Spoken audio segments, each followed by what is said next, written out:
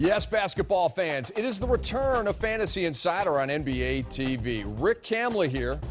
I no longer have my sidekick, Dennis Scott, but that's all right. We're here with a look ahead to the upcoming week in fantasy basketball, and we start with our start of the week, and it's George Hill, who made his season debut this past week after missing a couple of months with knee and quad issues.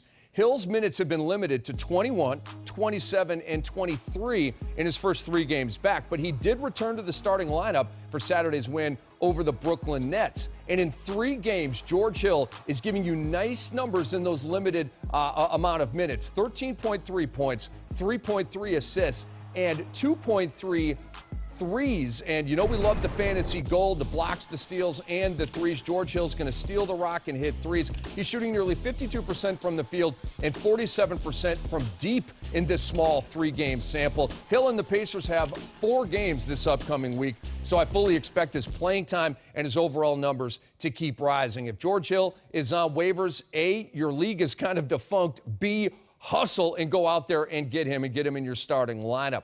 My pickup of the week is Jarrett Jack of the Brooklyn Nets. Deron Williams' calf injury opened the door for Jarrett Jack to start, and Nets coach Lionel Hollins is liking what he is seeing so far. Jack has continued to start over Williams, who came off the bench in his first 2 games back. So in 4 starts, Jarrett Jack is averaging 20.3 points, 6.3 assists, 4.5 rebounds, 1.8 steals. Should I continue? I will. 57% shooting from the field. He's absolutely going off. Now, Deron Williams is averaging, as you can see here side by side, 15.6 points and 6.8 assists as the Nets starting point guard. But the efficiency's been a lot better. And yes, it's been a small sample for Jarrett Jack. And this right here is where fantasy meets reality. Coach Hollins wants to win, and the Nets are 3-1 with Jack in the starting lineup, which is why I expect more of these goodies from Jack this week as the Nets play 4 games. There's some teams with 3, there's some teams with 2 games this week, so a 4-game week here during a holiday run. Very, very big stuff in fantasy hoops. Get Jack in there playing with confidence. Now, my fantasy concern of the week is Kobe Bryant, who recently missed 3 straight games to rest his sore 36-year-old body.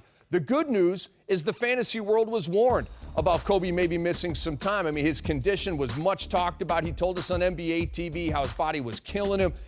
So most of us got Kobe out of our starting lineups just in time.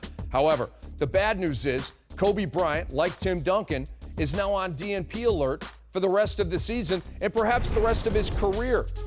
Will he play in both sides of back-to-backs? I don't know. The bottom line is this. Kobe has morphed into a high-maintenance fantasy player. As we look at the drop-off in production from November to December, his scoring is down from 26.6 to 21.2, and the shooting has plummeted from 39% to 33%. I'm in 4 leagues in fantasy basketball this season, and Kobe is a major player for me on 2 of those teams. So I'm hoping that this time off will keep Kobe Bryant on the floor and, giving us those fantasy goodies going forward.